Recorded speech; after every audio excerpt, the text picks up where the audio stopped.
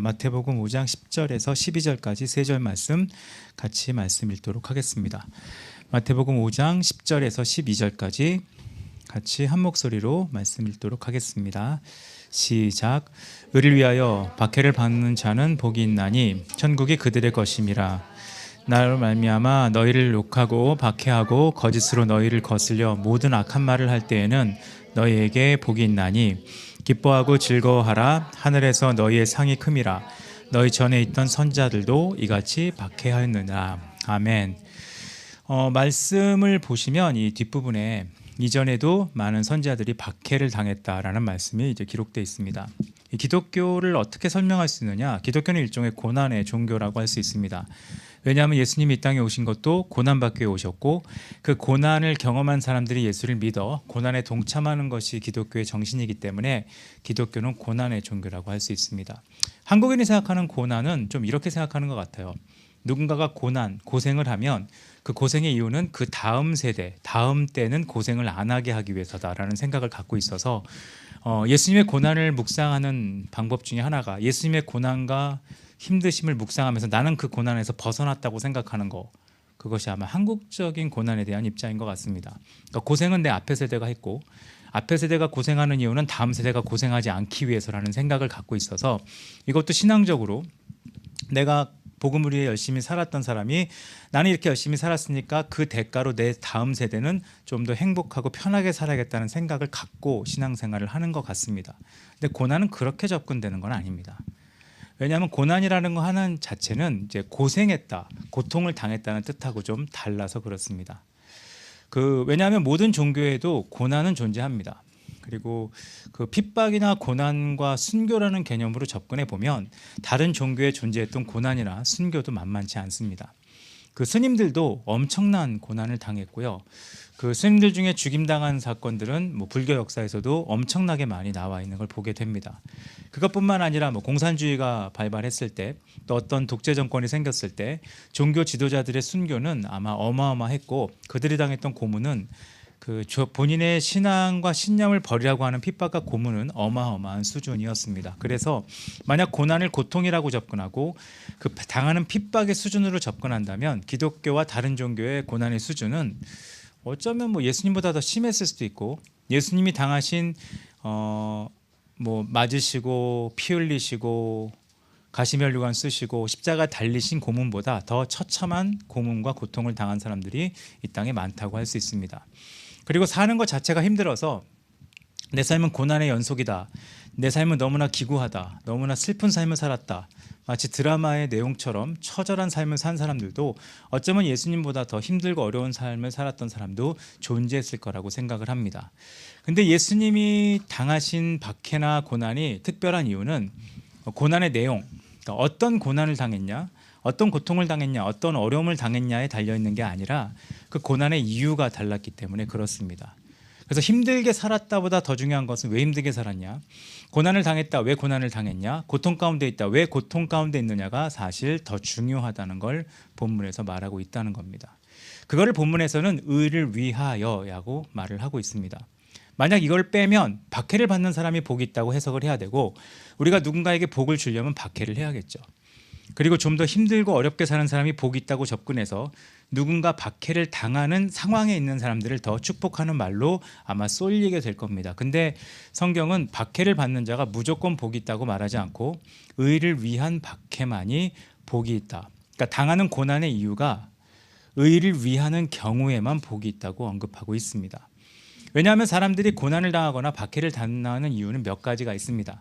구박을 당한다, 고난을 당한다, 고통을 당한다, 이런 이유 중에 가장 흔한 이유는 자기 고집 혹은 자기 욕심 때문에 당합니다. 경제적 파산을 경험하는 사람 중에 실제적으로 경제적 어려움으로 파산당하는 사람도 있지만 자기 욕심에 의해 도박이나 잘못된 투자나 잘못된 일을 함으로 인하여 경제적인 어려움과 고난을 겪는 사람들이 많이 있습니다. 거기에 가장 큰 원인은 운이 없었다고 하겠죠. 아니면 더 크게 얘기할 수 있습니다. 신이 역사하지 않았다고 얘기할 수 있습니다. 근데 근본적으로 자기 고집과 욕심 때문에 그렇습니다. 두 번째로 고난당하는 흔한 이유는 지혜롭지 않아서 당하는 고난이 있습니다. 그러니까 똑같은 상황이지만 지혜롭게 행동하지 아니함으로 다른 사람에 의해 공격을 당하거나 어려움을 겪는 사람들이 있습니다.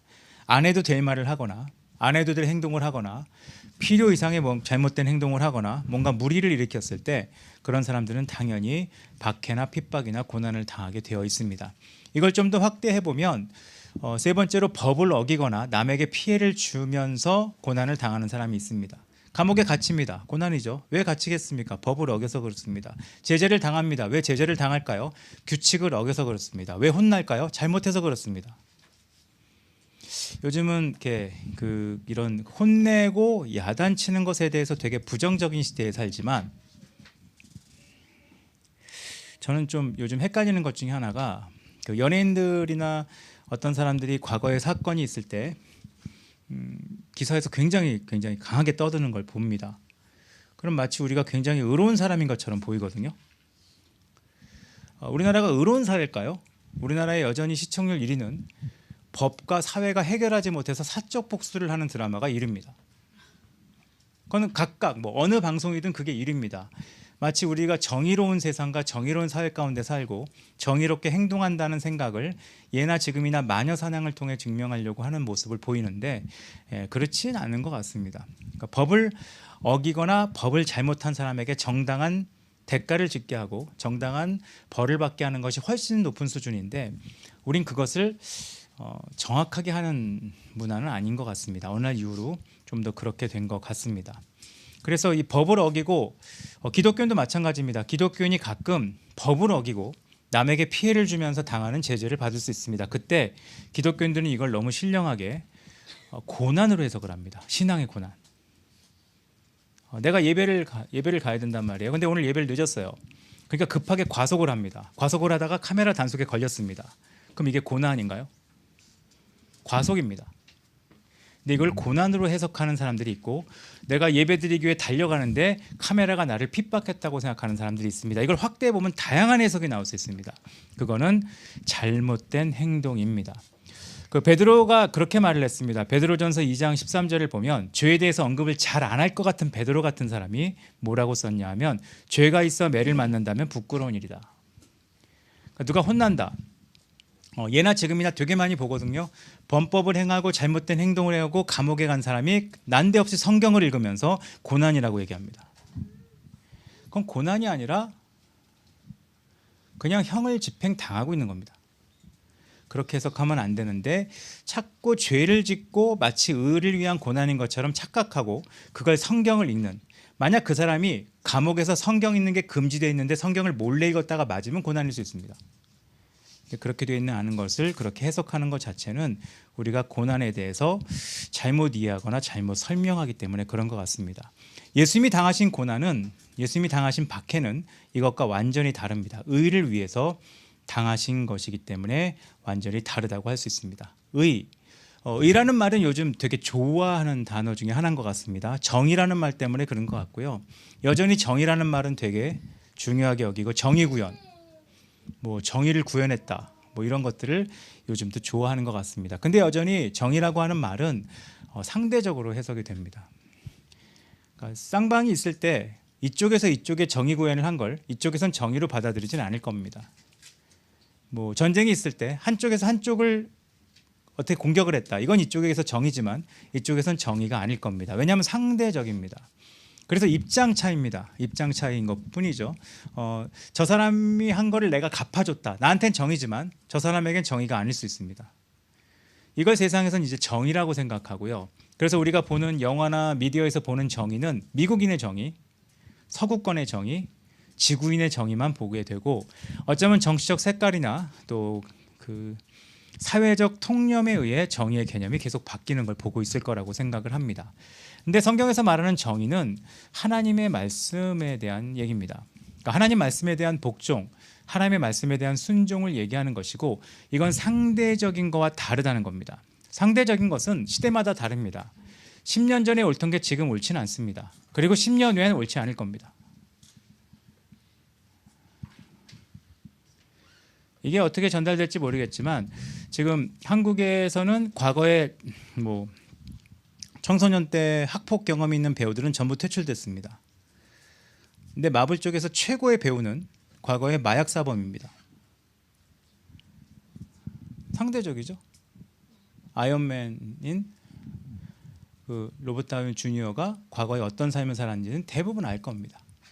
그리고 드라마에서 굉장히 유명한 배우는 절도 전과가 어마어마한 사람이 어떤 드라마의 주인공으로 계속 잘 나오고 있습니다.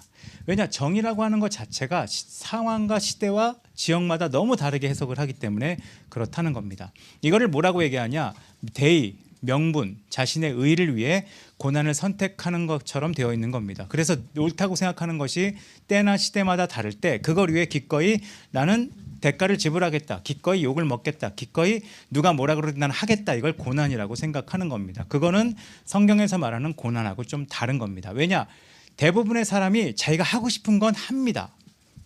기꺼이 고난을 감내합니다. 내가 놀고 싶어요. 그러면 부모님이 아무리 혼내도 놉니다. 난 일하기 싫어요. 그러면 아무리 손깍질해도 일하지 않습니다. 난 치우기 싫어요. 누가 아무리 욕해도 안 치웁니다. 이건 고난이 아니라 자기 주장과 자기 고집을 펼치는 거에 불과하다는 겁니다. 근데 예수님은 그렇게 한 게 아니라 하나님의 뜻을 실천하기 위해, 하나님의 뜻을 드러내기 위해 기꺼이 고난을 선택하셨다는 겁니다. 요한복음 3장 16절을 보면 하나님의 가장 기본적인 뜻에 대해서 말씀하고 있죠. 하나님이 세상을 사랑하셔서 독생자를 주셨는데 이는 그를 믿는 자마다 멸망하지 않고 영생을 얻게 하려 하심이라. 예수님은 이 기본적인 사람을 살리는 일에 기꺼이 자신이 고난당하고 십자가에 죽기 위해 이 땅에 오셨습니다. 그래서 이 일을 통해 하나님의 의가 나타났다고 얘기합니다. 왜 하나님의 의가 나타났냐? 주님이 죽으셔서가 아니라 하나님이 원하시는 뜻을 이루기 위해 예수님이 이 땅에 오셔서 당연히 고난받고 죽을 줄 알면서 그 길을 걸어갔기 때문에 성경에서는 그것을 하나님의 의가 나타났다고 말을 합니다. 로마서 1장 17절을 보면 그것을 복음이라고 말하죠. 복음의 내용은 뭡니까? 예수님이 이 땅에 와서 로마를 이기고 승리하고 진정한 황제가 되어서 세상을 군림하셨다가 아니라 우리가 해결하지 못하는 죄를 위하여 아무 죄가 없는 그분이 그냥 죄를 덮어 쓰시고 고난 당했다는 겁니다. 그 복음이 뭘 나타나게 했다고요? 하나님의 의를 나타나게 했다고 말을 합니다.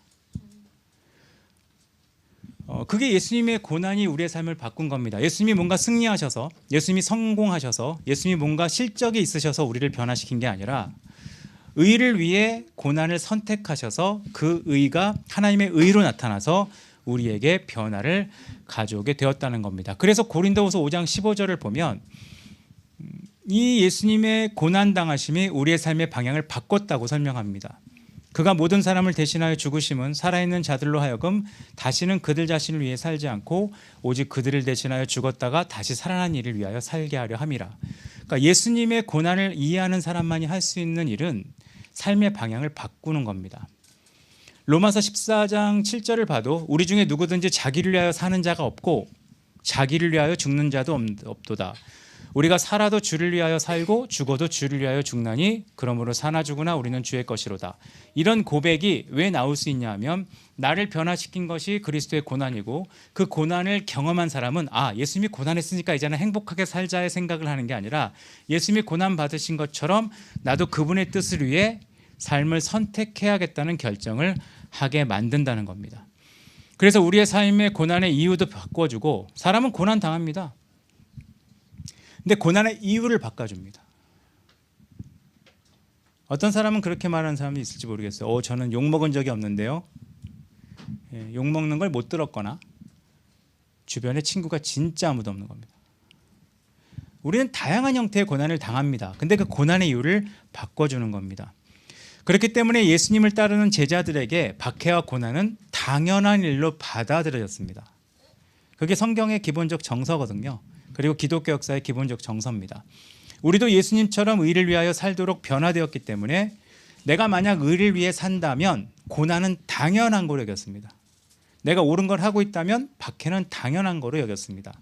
요한복음 15장 18절을 보면 되게 희한한 말씀이 있어요. 세상이 너희를 미워하면 너희보다 먼저 나를 미워한 줄 알라. 너희가 세상에 속하였다면 세상이 자기의 것을 사랑할 것이나 너희는 세상에 속한 자가 아니요 도리어 내가 너희를 세상에서 택하였기 때문에 세상이 너희를 미워하느니라. 내가 너희에게 종이 주인보다 크지 못하다 한 말을 기억하라. 사람들이 나를 핍박하였은즉 너희도 박해할 것이요 내 말을 지켰은즉 너희 말도 지킬 것이라.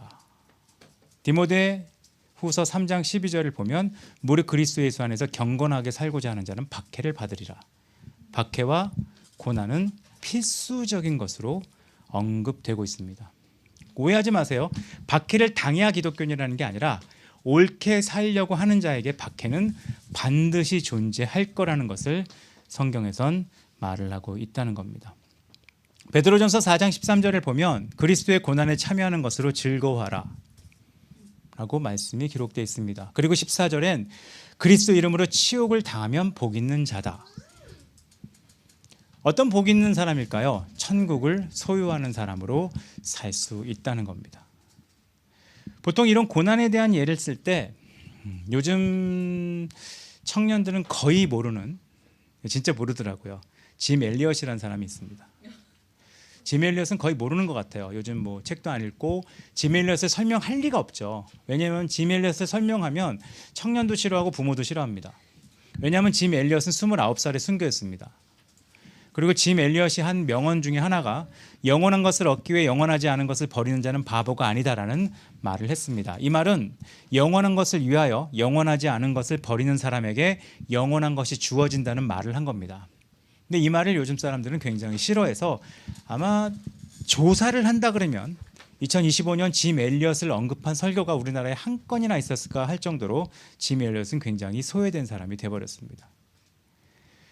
그게 더 지금 세상은 물질주의로 가고 있고 기독교 자체도 물질주의, 성공, 또 기복신앙 하나도 해결되지 않은 풍요의 신을 섬기는 것이 들어와서 그런지 아마 이 사람의 얘기는 거의 하지 않는 것 같습니다. 짐 엘리엇의 삶은 아주 간단합니다. 짐 엘리엇은 대학에 갔습니다. 그리고 대학을 졸업하자마자 복음의 열정 하나만 가지고 선교사로 나갑니다. 1956년 4명의 동료들과 함께 에콰도르에 있는 그 살인부족이거든요. 보통 식인부족이라고 하다가 요즘은 식인부족이 좀 세니까 살인부족이라고 설명하는 것 같습니다. 그 아우카 인디언들에게 들어갑니다. 이 인디언들은 굉장히 호전적인 종족이었고 그 화살에다 독을 묻혀서 활을 쏘는 그런 무서운 종족이었습니다. 근데 들어가자마자 짐 엘리엇은 뭘 한 게 아니라 29살의 나이에 동료들과 함께 창에 찔려 순교한 상태로 발견됩니다. 나중에 시신을 수습하던 선교의 구조대에 의해 발견되었는데 그들의 시신을 찾아보니까 이들의 특징이 있었는데 창에 찔려 죽었죠.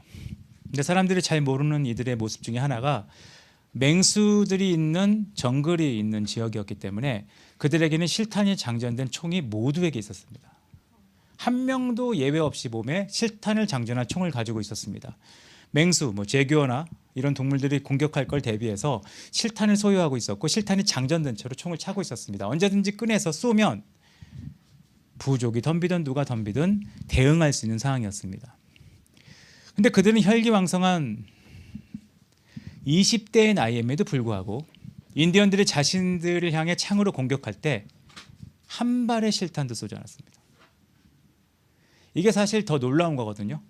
만약 우리 같으면 저 같으면 아마 창을 들고 덤비면 실탄을 쐈을 겁니다. 어쩌면 성격이 진짜 거친 사람들은 선교하러 갔다가 부족 하나를 끝내버렸을 수도 있습니다. 근데 짐 엘리엇에서 놀라운 것은 이 동료들의 놀라운 것은 총을 뽑아 저항하거나 사람들이 좋아하는 단어겠죠. 정당방위를 하지 않습니다. 이들이 바보였는가? 나중에 이 젊은 선교사들을 죽인 자들은 다 그리스도인이 됩니다. 물론 그 그리스도인이 되는 과정에 이 선교사들의 부인들의 역할이 있게 되죠. 근데 이들이 어떤 사람이었냐? 그게 사실 더 중요합니다. 가끔 우리는 요즘 사람들이 말하는 말이 있어요. 교회 탈출은 지능순이다. 이 5명은 전부 명문대 출신이었고요. 짐 엘리엇은 수석 졸업생이었습니다. 그리고 이들 전체는 이 중에 한 명을 제외하고는 아내와 아이가 있었습니다.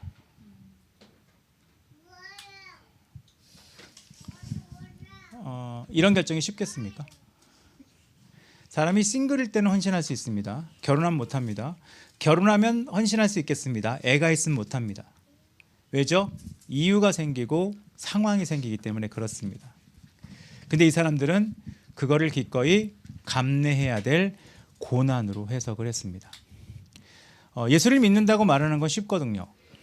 왜죠? 말하면 돼요. 사실 말이 제일 쉽죠. 그러나 의를 위해 박해받는 것은 참 어렵습니다.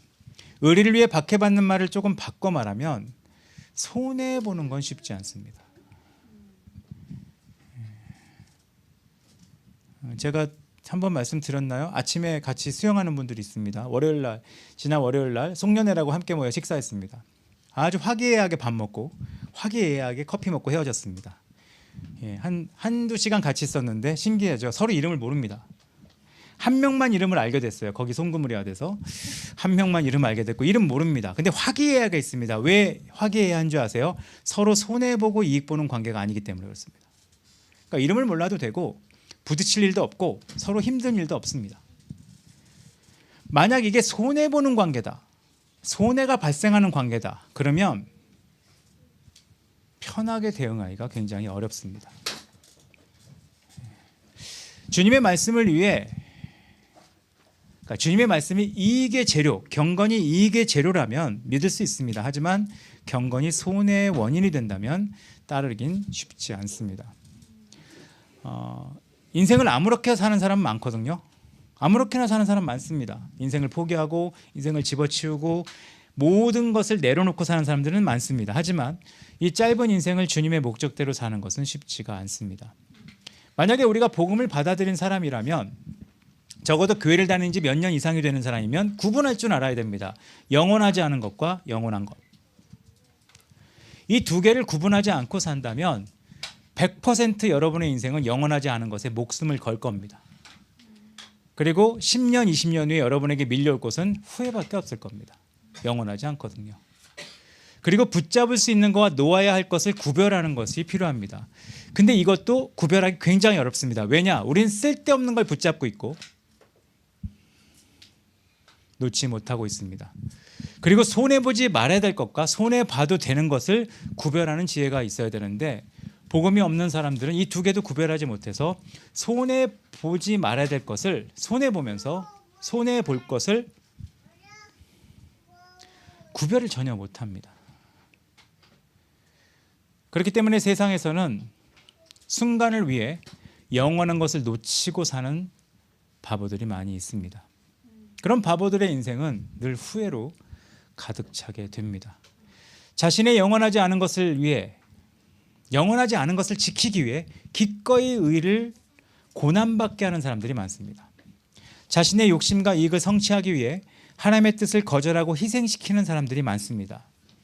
그리고 나중에 후회합니다. 근데 짐 엘리엇처럼 또 그 동료들처럼 영원한 것을 위해 순간적인 것들을 포기하는 거룩한 바보는 희귀합니다. 예나 지금이나 똑같은 것 같아요. 어떻게 하든지 더 많이 소유하고 더 많이 누리고 움켜쥐려고 발버둥칩니다. 근데 더 많이 비우고 더 많이 버리고 더 많이 나누고 더 많이 주님의 유익을 구하는 짐 엘리엇 같은 사람은 적어지고 있습니다. 근데 세상에 만약 소망이 있으려면 짐 엘리엇 같은 사람이 필요합니다. 어떻게 생각하세요? 대통령이 바뀐다고 새 나라가 올까요? 새 시대가 올까요? 그러지 않습니다. 제도를 개선한다면 살기 좋은 세상이 올까요? 그렇지 않습니다.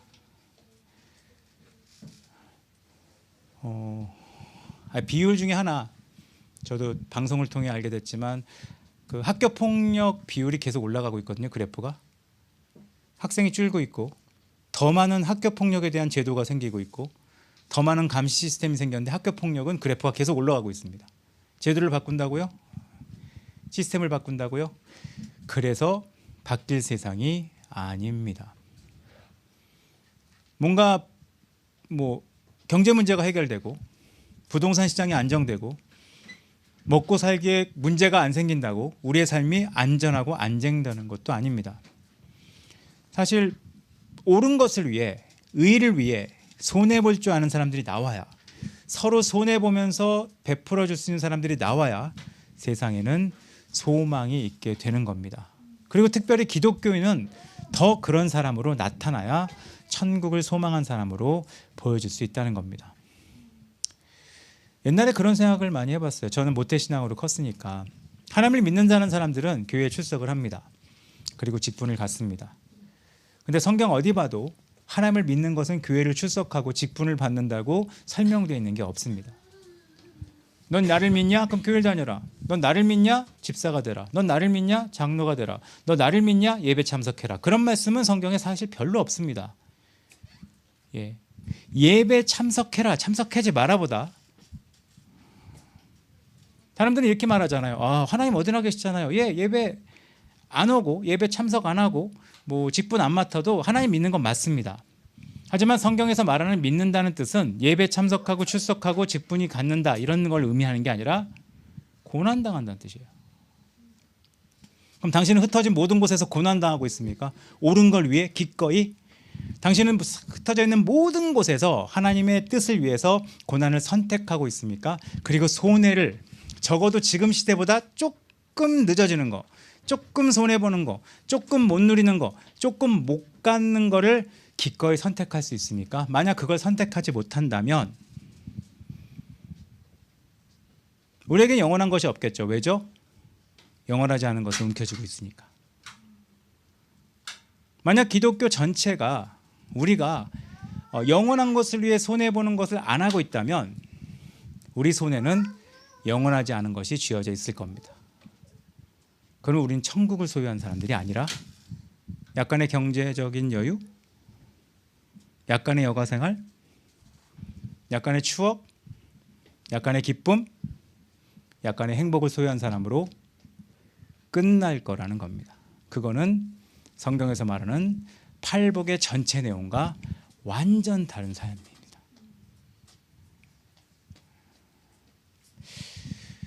TV를 좀 보면 TV에 나오는 다큐멘터리나 이런 것들 봐도 뭔가 존경스럽게 다루는 사람들은 사람들이 생각하는 좀 더 가치 있는 것을 위해 고난당한 사람들이거든요.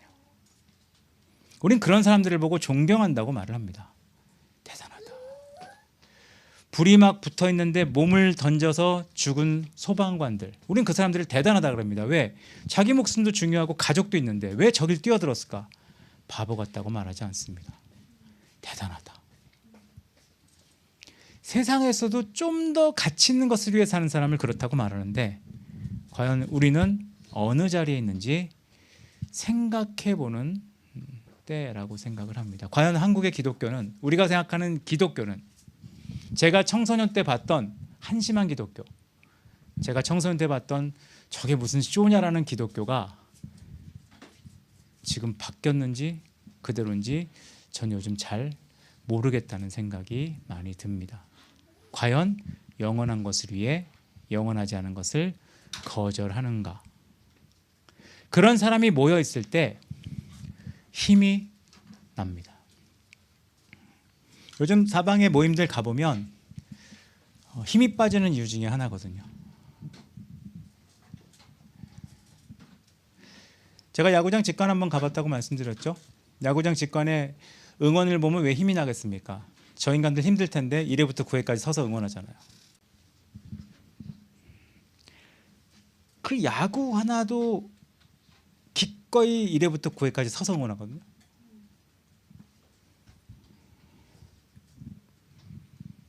근데 어떨 때 보면 세상에서 가장 손해보기 싫어하는 사람들이 모여있는 것이 기독 공동체일 거라는 걱정이 들 때가 있습니다. 이거는 성경이 말하는 교회가 아닙니다. 어쩌면 이건 시대의 흐름이 꽤 있었을 거예요. 복음을 전파하기 위해, 교회의 교인을 늘리기 위해 예수 믿으면 손해보지 않습니다. 예수 믿으면 이익입니다. 예수 믿으면 이득입니다. 요즘 막말로 예수 믿으면 개이득입니다. 이런 설교를 하도 많이 해서 사람들에게 그 인식이 생겨서 그런지 모르겠습니다. 세상에서 보면 예수 믿는 건 손해입니다. 손해예요. 그리고 여러분이 예수를 더 믿고자 하면 손해보실 겁니다. 그리고 제대로 믿고 싶으십니까? 손해볼 겁니다. 그리고 제가 제대로 된 목사라면 여러분에게 손해보라고 권할 것이고 여러분이 제대로 된 신앙생활을 한다면 여러분은 매일 손해보기를 선택할 겁니다. 그러면 남들에게 없는 진짜 이득, 천국을 소유하게 됩니다. 물론 천국의 가치가 없다면 여러분의 인생은 다 쓸데 없는 거겠죠.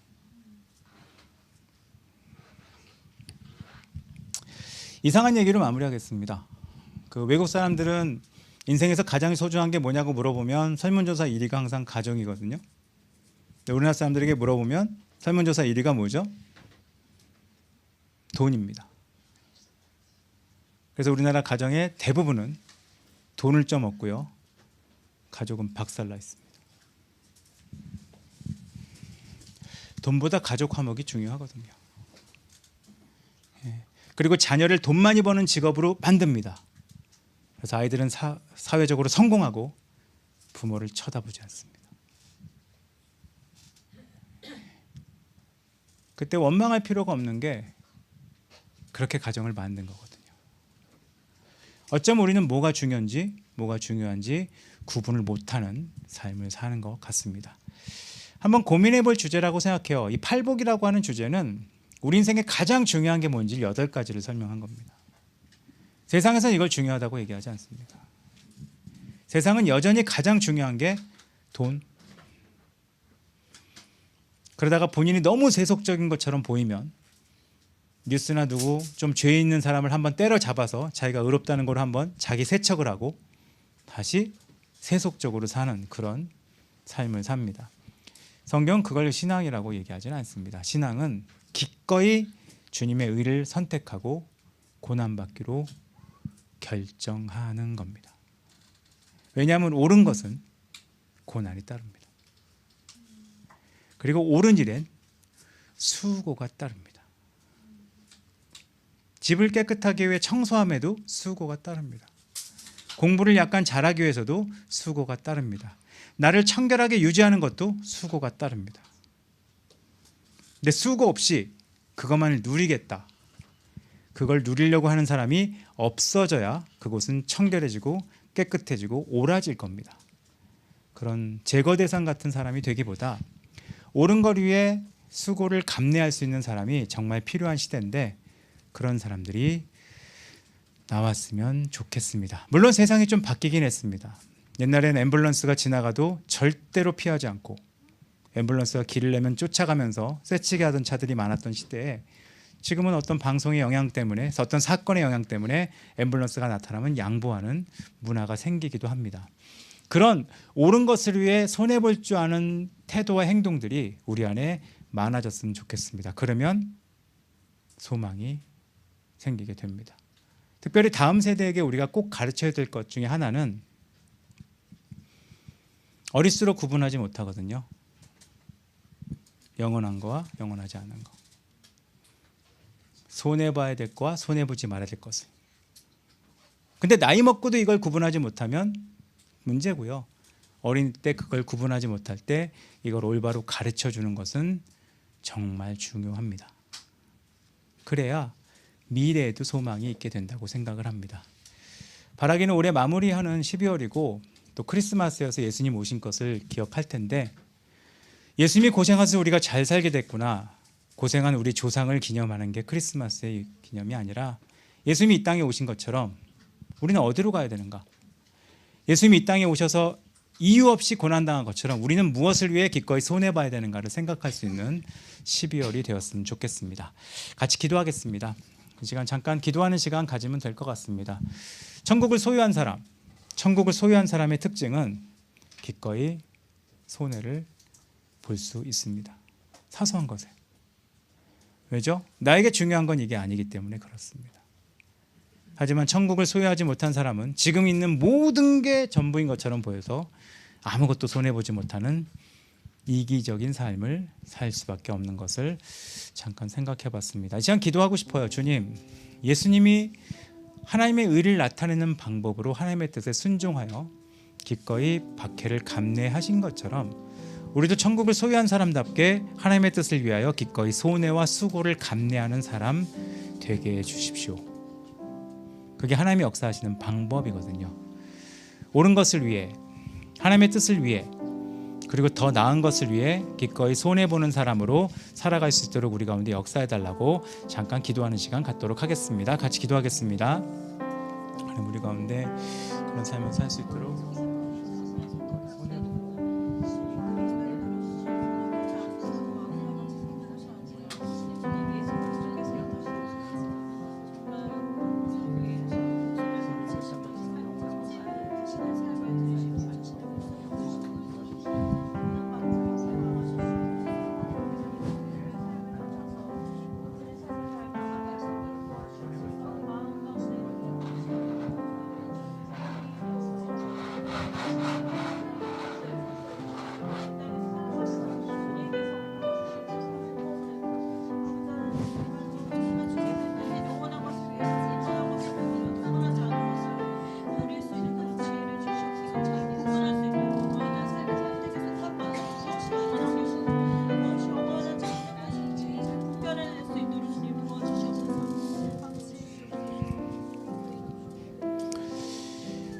하나님 의를 위하여 박해를 받는 사람에 대한 이야기를 나눴고, 기독교 역사 안에 하나님의 뜻을 행하고자 하는 모든 자들에게 이런 일이 있었던 것을 잠깐 생각해 봤습니다. 손해보지 않으려고 하는 시대, 이익만 보려고 하는 이런 시대, 그리고 영원한 것엔 관심 없고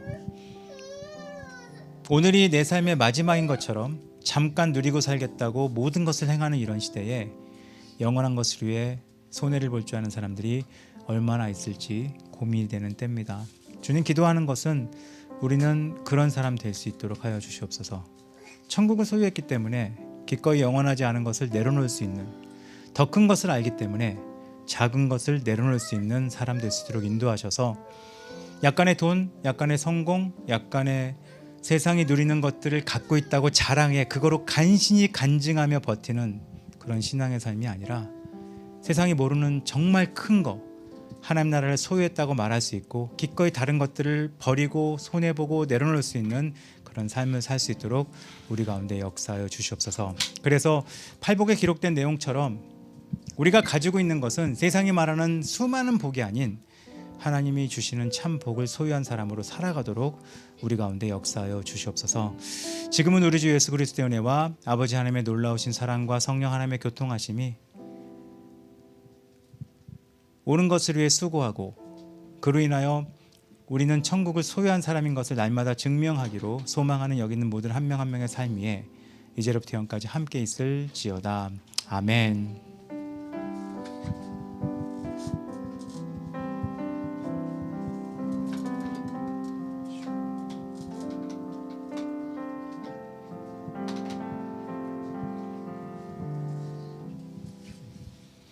네, 광고 오늘 특별히 광고할 건 없고요. 그 크리스마스가 있다는 거 기억하시고 또 새해도 있다는 걸 기억하시면 좋을 것 같습니다. 예배 이후에 크리스마스 날 할 연습하는데 아마 시간을 다 보내실 것 같고요. 교제하시고 이후 시간 함께 가지시면 좋겠습니다.